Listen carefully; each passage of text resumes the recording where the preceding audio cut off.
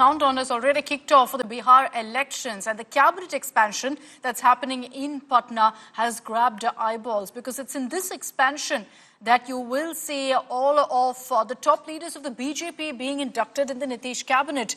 Ministers from the BJP are expected to take the oath, and according to sources, 7 new BJP faces are going to be inducted in this cabinet.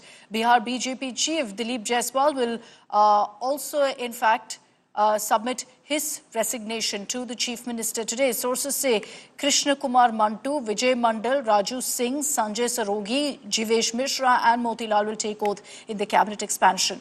Meanwhile, Chief Minister Nitish Kumar's son, Nishant Kumar, has said that the NDA should declare his father as his chief ministerial candidate and form the next government under his leadership.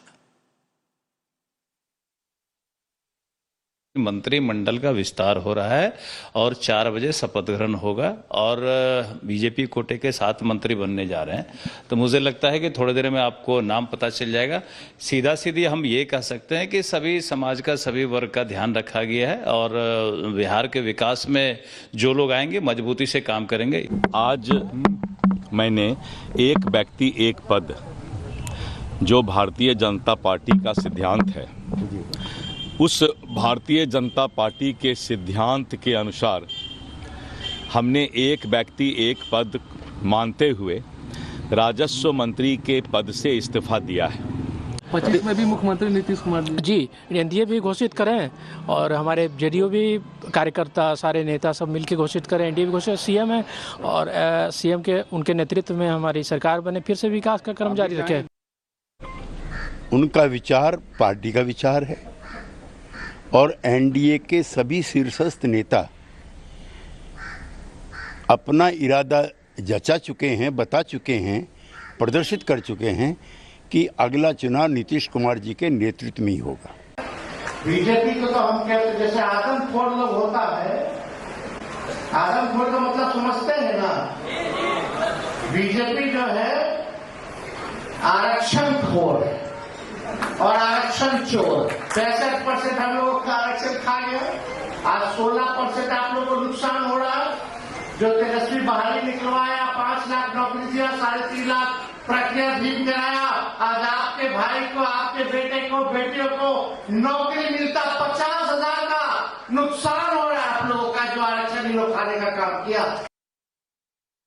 Okay, let's bring in Rohit Singh, who's joining us live from Patna. Rohit, that cabinet expansion expected to happen at 4 p.m. But how do we really read into the induction of these new BJP faces? What's the messaging really? Well, the messaging is very loud and clear that the caste combination should be done absolutely in a manner that a message is sent out loud and clear that in NDA all the caste combination is perfect here. And you see all the 7 names that are now doing the round and which is almost final also. Representation has been given to forward caste also, that is the upper caste, the OBCs, the EBCs. So adequate representation has been given, and remember, the 4 o'clock is when the cabinet expansion is going to take place, and ahead of the assembly elections that is scheduled to take place in Bihar in the month of October-November.